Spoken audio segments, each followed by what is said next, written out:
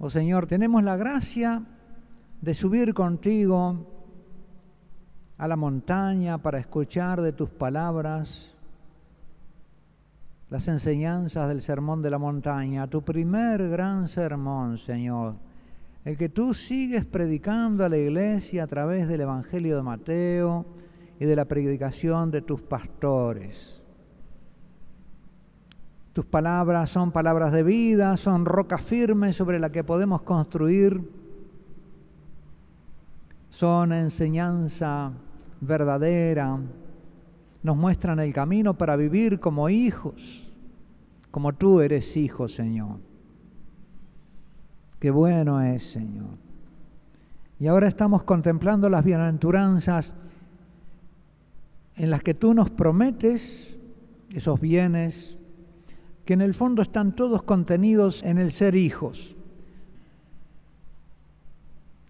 Vamos a ver, queridos hermanos, la cuarta bienaventuranza. Felices los que tienen hambre y sed de la justicia, porque ellos serán saciados. Es decir, felices los que tienen hambre y sed de la justicia, porque Dios los saciará.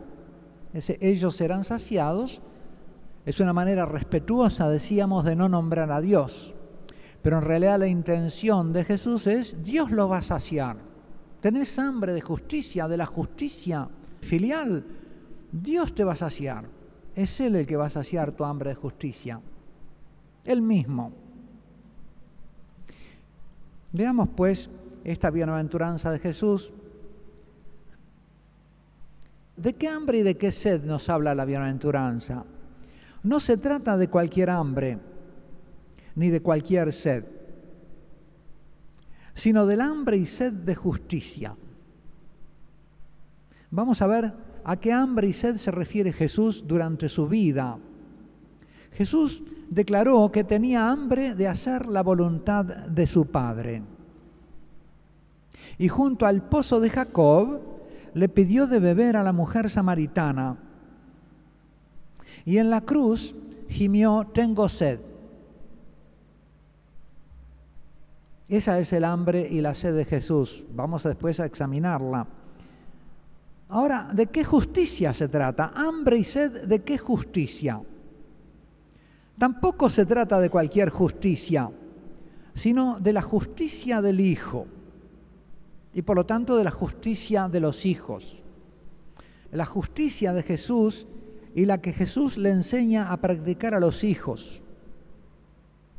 En el Sermón de la Montaña, Jesús dice, si vuestra justicia, es decir, la justicia filial, no es mayor que la justicia de los escribas y fariseos, no entraréis en el reino de los cielos, no entraréis en el reino de los hijos, no entraréis en la filialidad. Si tú cumplís la ley como lo hacen los escribas y fariseos, nunca llegas a hijo. Es distinta la justicia de los hijos a la justicia de los que simplemente observan la ley. Y por eso yo me preocupo tanto de ver las confesiones de los niños a veces, que empiezan del cuarto mandamiento en adelante.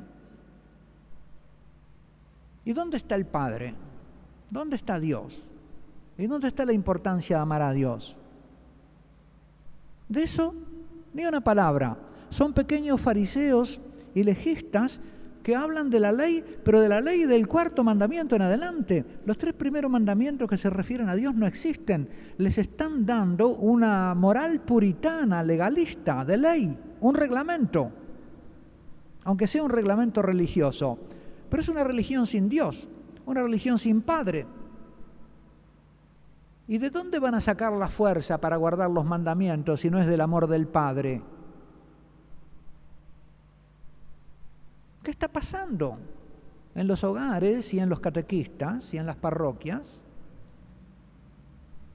Que estamos enseñándoles a nuestros niños una religión sin padre y los estamos criando como guachitos sin padre y como si el no tener padre no importara. Es terrible. Tenemos que despertar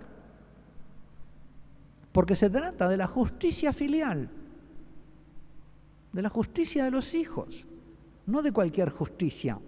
¿Y cuál es la justicia que le estamos enseñando a nuestros niños a guardar? ¿La de la ley nomás? Esa no es la justicia que viene a enseñar Jesús. Por eso tenemos que revisar también, es verdad que tenemos que enseñar los mandamientos en la catequesis, pero una catequesis que solo tiene mandamientos y no tiene bienaventuranzas, cuidado. ¿Qué está pasando? Los niños, cuando están bien instruidos en la catequesis, se saben los 10 mandamientos, pero son pocos los que se saben las 8 bienaventuranzas. Y la mayoría ni los mandamientos se saben. Entonces, ¿de qué justicia se trata? Es la justicia de los hijos. En las bienaventuranzas y en el Sermón del Monte, la justicia que nos habla Jesús es la justicia que excede a la de los escribas y fariseos. Si vuestra justicia no es mayor que la de los escribas y fariseos, no entraréis en el reino de los cielos. Mateo 5:20. Jesús se refiere pues a la justicia de los hijos que da acceso al reino del Padre, que es el reino de los hijos. Donde reina el Padre, reinan los hijos. Esta justicia designa la vida, una vida en correcta relación filial respecto del Padre y en correcta relación fraterna respecto de los demás hijos del Padre, que son por eso mismo hermanos. Se trata pues del hambre y la sed por esa justicia nueva. Es el deseo del Padre nuestro: venga tu reino, hágase tu voluntad. Es esa hambre, porque el Padre nuestro hay que realizarlo con hambre del corazón, con hambre de que sea santificado el nombre del Padre, con hambre de que venga el reino, con hambre de que se haga su voluntad. Si rezamos el Padre Nuestro con hambre, seremos saciados. Esta bienaventuranza se aplica a los que rezan el Padre Nuestro con el deseo del corazón, porque han adquirido, el Señor les ha dado corazón de hijo. Oh, sí, papá, que todo el mundo te conozca y santifique tu nombre, que todo el mundo te lo pueda decir como yo te lo digo. Que venga por fin sobre la tierra el reino de los hijos, el reino del Padre, que reine sobre nosotros, oh Padre, que reine el amor filial. Tenemos tantos reinos que no sirven para nada, que ojalá venga el tuyo y que se haga entonces tu voluntad sobre la tierra, porque nadie la hace. ¿Quién es que la hace? Yo mismo la hago, oh Padre, sin quejarme porque los otros no la hacen. Lo que está en mi mano, ¿cumplo yo tu voluntad? Entonces, hambre y sed, ¿no? Será saciado. Se trata pues del hambre y la sed por esta justicia nueva que Jesús viene a traer al mundo e inaugura con su vida y su conducta. Se trata de un hambre de comunión filial, de comunión de vida con el Padre y con el Hijo, de un hambre de caridad. La caridad es el nombre propio del amor del Hijo al Padre y del Padre al Hijo, del Espíritu Santo. Es el nombre propio del amor cristiano. Lo que pasa es que la palabra amor todavía no tiene connotación cristiana y está usada más bien para otras connotaciones. En cambio, cuando decimos caridad, eso es el amor cristiano. Ha perdido de repente significación y caridad se usa en el sentido de limosna, pero es más amplio. Es el amor cristiano, el amor que Jesús le tiene al Padre, que Padre le tiene a Jesús, el amor que nos tenemos entre nosotros, lo que obra el Espíritu Santo. Esa es la caridad. Usemos la palabra. El mundo trata de que dejemos de usar nuestro lenguaje y al fin incurrimos en una especie de ambigüedad en que cuando el cura predica, cada uno lo entiende a su manera, porque de repente no usa el lenguaje específico de la fe. Y hasta un masón puede entenderlo a su gusto. Le gusta a los masones interpretar el Evangelio de San Juan a su manera. Acerca de esta justicia, refiriéndose a ella como la justicia del reino de Dios, enseña también Jesús en el Sermón del Monte, contrastando dos hambres y dos necesidades, una material y otra amorosa. No andéis pues preocupados diciendo qué vamos a comer y qué vamos a beber, que por todas esas cosas se afanan los paganos. Ya sabe vuestro Padre Celestial que tenéis necesidad de todo eso. Buscad el reino de Dios y su justicia. ¿Ven? Esta es la justicia propia del reino, no es la de los escribas y fariseos, no es cualquier justicia, es esto, la que hace a los hijos justos a los ojos del Padre, la que hace que el Padre te encuentre y te acepte y encuentre que tú eres hijo, que te declare justo como hijo. Este es mi hijo, como dice sobre Jesús. Este es mi hijo muy amado. Ahí está el Padre justificando a Jesús, es decir, declarando justo a Jesús. Y eso lo tiene que poder decir sobre cada uno de nosotros. Este es mi hijo. Al fin y al cabo todos somos hijos únicos para Él. Dios se puede dar el lujo de tener todos hijos únicos. Solo que después encontramos que también el otro hijo único es hermano mío, un misterio, pero es así. En cambio nosotros tenemos 100 por 1. Hermanos, 100 por 1. En la fe encontramos una fraternidad que la carne no puede dar. Buscad el reino de Dios y su justicia y lo demás viene por añadidura. Si yo tengo confianza en esto, en que el Padre se cuida de mí, entonces puedo descansar, puedo confiar, puedo entregarme, cuidándome de no hacer de esto una ley. Porque cuando yo tengo una cabeza legalista, puritana, entonces digo, tengo que confiar en el Padre, y aunque no confíe, hago como si confiara. No sirve. Después te arrepentís y terminás tirando el Evangelio porque dice era mentira. No era mentira, vos lo aplicaste mal. Porque el Evangelio lo que te decía era que confiaras y no que obraras como si confiaras. Nadie da el paso más largo que la pierna que tiene. No podés confiar si no tenés una pierna de confianza. En la medida en que confías en el Padre y vas creciendo como hijo, te podés ir confiando más en Él y entonces también vas experimentando más su providencia. Porque si haces esto a lo legalista, terminás enojado con el Padre. El hambre de Jesús. Después de hacer un ayuno de 40 días y 40 noches, Jesús sintió hambre. Entonces se le acercó el tentador y le dijo, si eres el Hijo de Dios, di que estas piedras se conviertan en panes. Pero él respondió, está escrito, no solo de pan vive el hombre, sino de toda palabra que sale de la boca de Dios. Con el episodio de la tentación en el desierto, Jesús nos enseña que si no miramos más allá del hambre física, no vemos las verdaderas y totales dimensiones de la necesidad del hombre para ser feliz. No basta el bienestar material, la saciedad física para ser feliz. Bienestar y felicidad no son lo mismo, por más que el mundo diga eso. En otra ocasión los discípulos le rogaban diciendo, Rabí, come. Él les dijo, yo tengo una comida que comer que vosotros no sabéis. Entonces los discípulos se decían entre sí, ¿es que le habrán traído a alguien de comer? Jesús les dijo, mi comida es hacer la voluntad del que me envió y llevar a cabo su obra.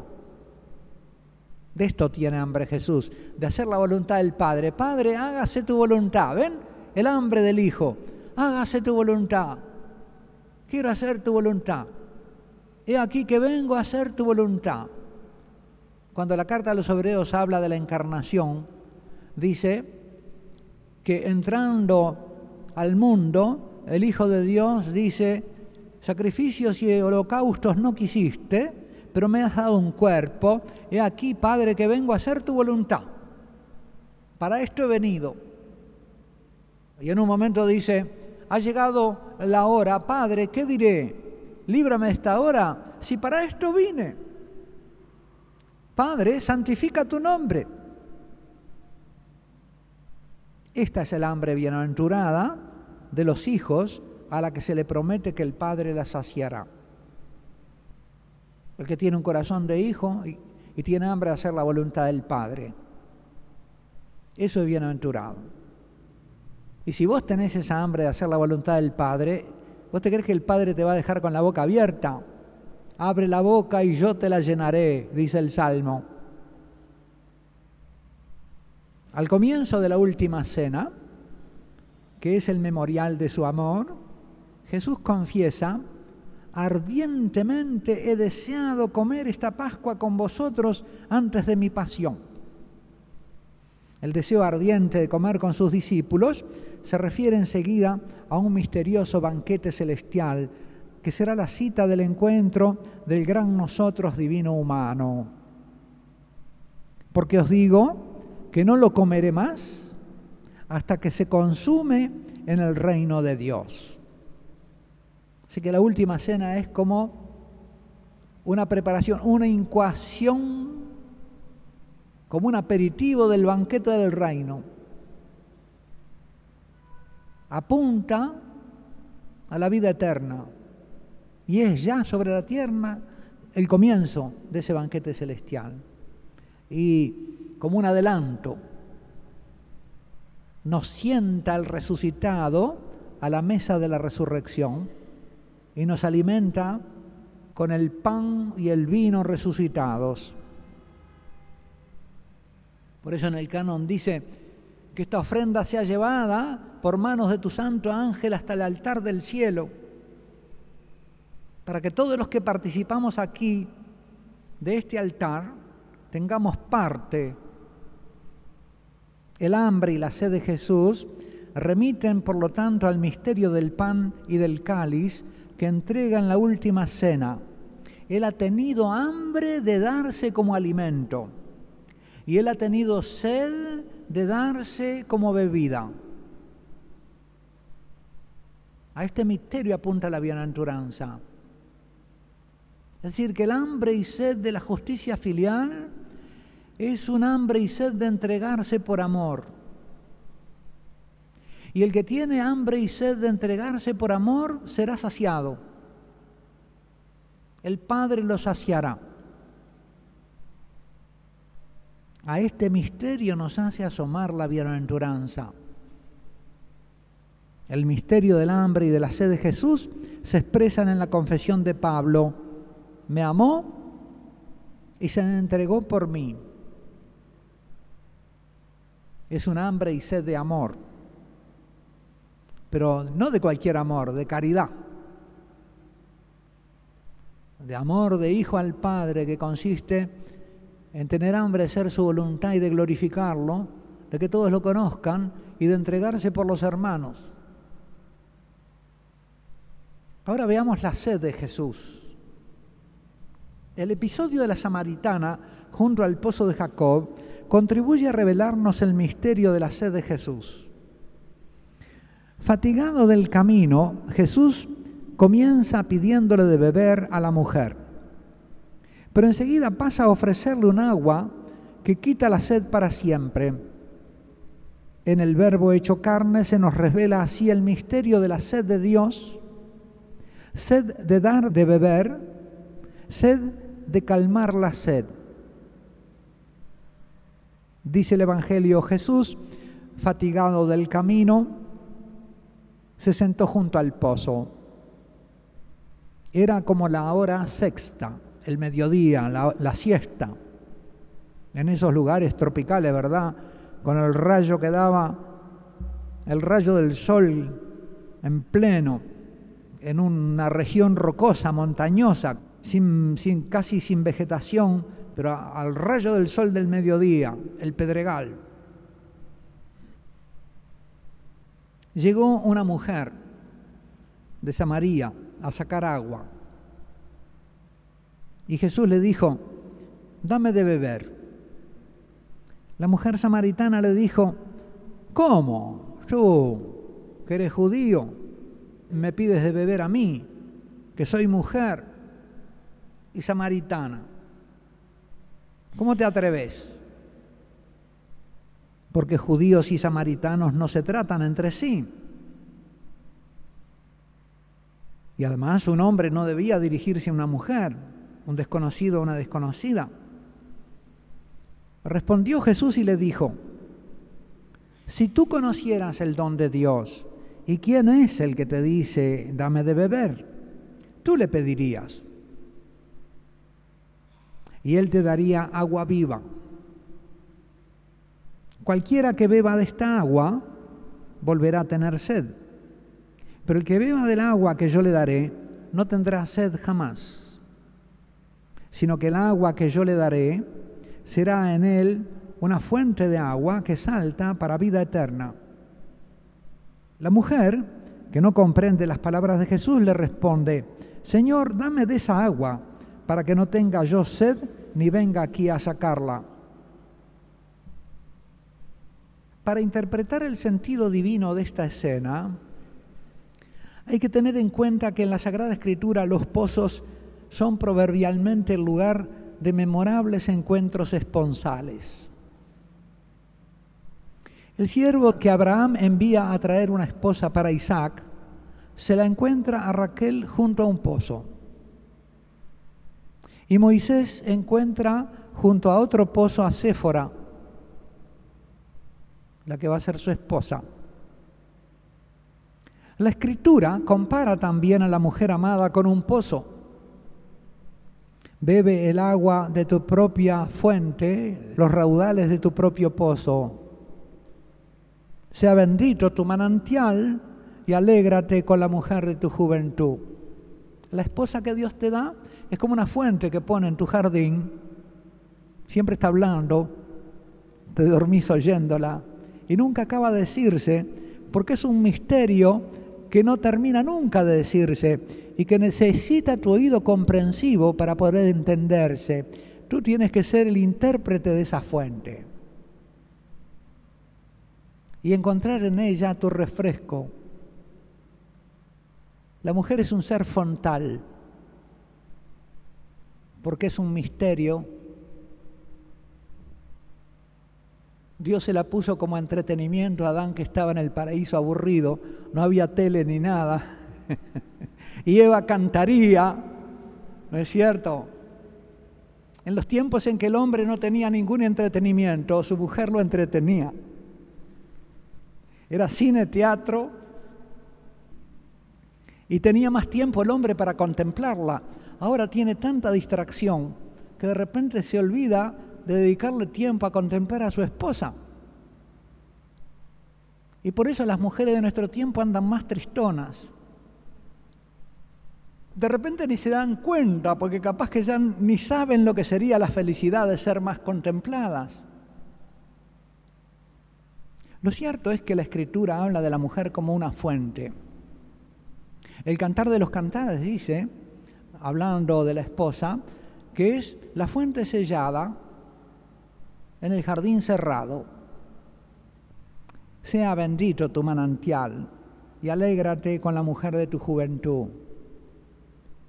Y el Cantar la celebra: fuente de los huertos, pozo de aguas vivas, corriente que del Líbano fluyen. Junto al pozo de Jacob, el Verbo eterno de Dios. Señor, nos remontamos a esa escena. Qué maravilla que nos la hayas contado en el Evangelio. Qué bueno es poder volverla a vivir.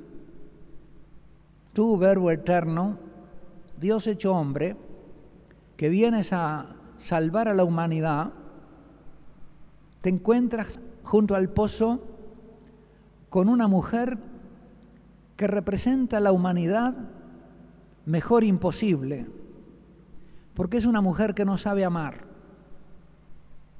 Y tú eres Dios que viene sediento del amor de esa humanidad que no sabe amar.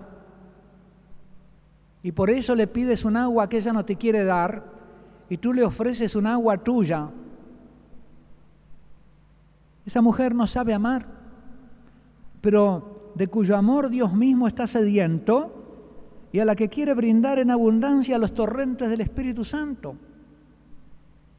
Que esa humanidad sea representada por una mujer, una samaritana, y una samaritana segregada hasta de su propia gente, expresa la misericordia con que el médico divino se inclina sobre los enfermos más necesitados y muestra la condescendencia de este Dios que viene a enseñarle a amar a una humanidad que no lo sabe y está dispuesto a morir por una esposa que es indigna para hacerla digna. No tienen necesidad de médicos los sanos. No he venido a llamar a los justos, sino a los pecadores. En la escena junto al pozo de Jacob, en efecto, se revela sediento del amor de una humanidad que no sabe amar, les decía. La mujer samaritana es representante de esa humanidad hosca, huraña, replegada sobre sí misma. Ella viene a buscar agua a la hora del rayo del sol para no encontrarse con las demás mujeres del pueblo, que venían tempranito con la fresca de la mañana. A ninguna mujer se le ocurría ir a buscar agua a esa hora. Iban a la mañana tempranito y a la tardecita. Ella además ha tenido 5 maridos y o no ha sabido retenerlos, o la han abandonado, o ella los ha abandonado uno tras otro. Parece una estrella de Hollywood, 5 divorcios. Qué actual, ¿no? Sigue pasando. Qué necesario sigue siendo, Jesús, que tú requieras de amores a esta humanidad que no sabe amar. No te canses, oh Dios, de solicitarle a la humanidad que te ame. Te sigue necesitando. El marido que tiene actualmente se lo ha arrebatado a otra mujer de repente, porque Jesús le dice que no es el tuyo. Y una mujer que sin duda la odia, no solo representa una humanidad que no sabe amar, sino que destruye amores. En su egoísmo, destruye amores. Y siembra odios y rivalidades. En asuntos de amor puede llamársela una fracasada y una destructora. Es pues un digno símbolo de esta humanidad herida por el pecado original, que no sabe amar y debe aprender ese arte supremo de un maestro divino, porque no hay hombre que se lo sepa enseñar. Todos son hijos de Adán y Eva y todos están heridos mortalmente por el pecado original. Y lo que más necesita ser salvado es lo mejor que tienen, que es todavía el amor. Porque es verdad que aman, y eso es lo que le da sentido a su vida, pero esos amores vienen heridos por el pecado original y necesitan ser salvación. Tienen como las manzanas esas muy lindas por afuera, pero con el gusano adentro, la corrupción a término, a plazo. Dios Padre es caridad. No hay otra palabra. No podemos usar la palabra amor. Tenemos que inventar una palabra. El Evangelio inventó una palabra, inventó caridad, que viene de caro. ¿Por qué? Porque viene del precio que uno está dispuesto a pagar por alguien. Y el Padre nos tiene caridad porque nos compró un precio muy caro, que fue la sangre de su Hijo. Me amó y se entregó Él mismo por mí. Y a eso estamos llamados. Y el matrimonio cristiano, si tiene un modelo, es este. Pablo lo presenta en la carta a los Efesios a unos cristianos ya maduros que tienen un nivel místico. Les presenta esto. El varón dispuesto a morir por la esposa como Cristo por la iglesia. Y una esposa que no se abusa de esa disposición y que es capaz hasta de obedecerle a un hombre así.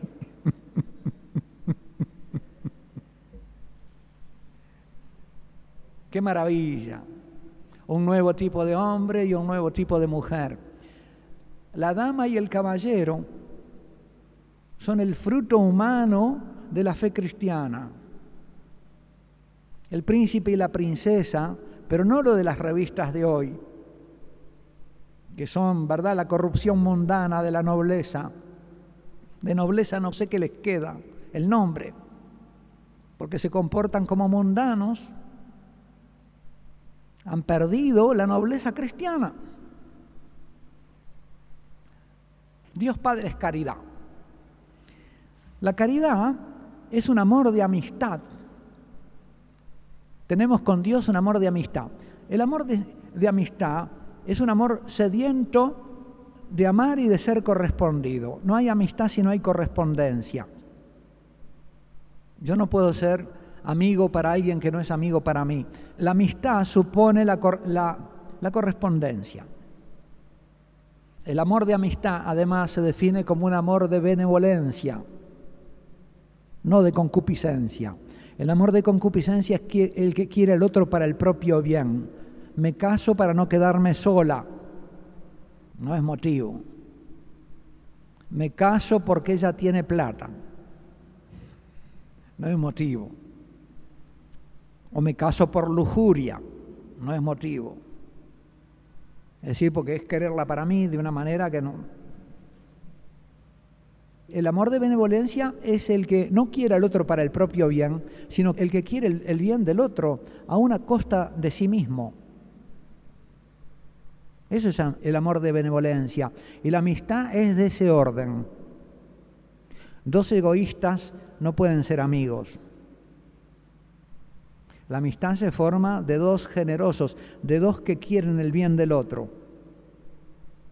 Y donde uno no se comporta así, se acabó la amistad. Y a la larga eso no dura. Así que la caridad es amor de amistad con Dios y con los demás por amor a Dios.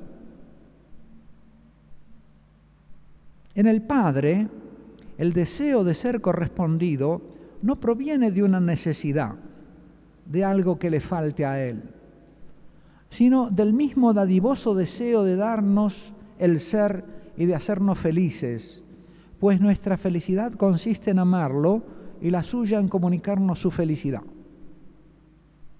El Padre es feliz engendrando hijos con los que quiere llenar su casa.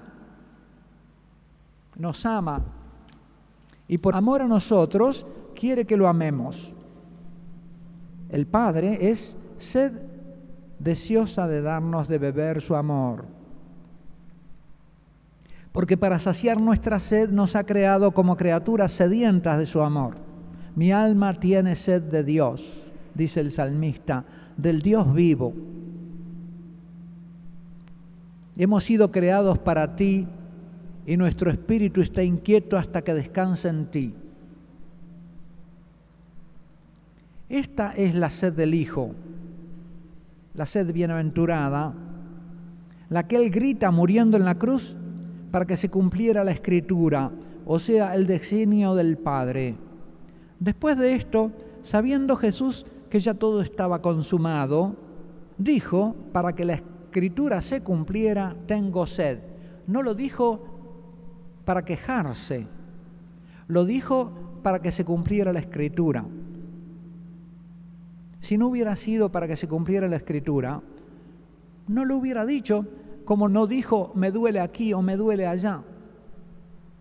Porque Él tenía la Escritura como el guión de la voluntad del Padre que tenía que cumplir hasta el fin. Después de esto, habiendo cumplido hasta el fin la voluntad del Padre, le entregó su Espíritu. Tú me lo diste, es tuyo, yo te lo doy. Ni mi espíritu es mío, Padre, ni yo me pertenezco. Esta es la perfección del Hijo.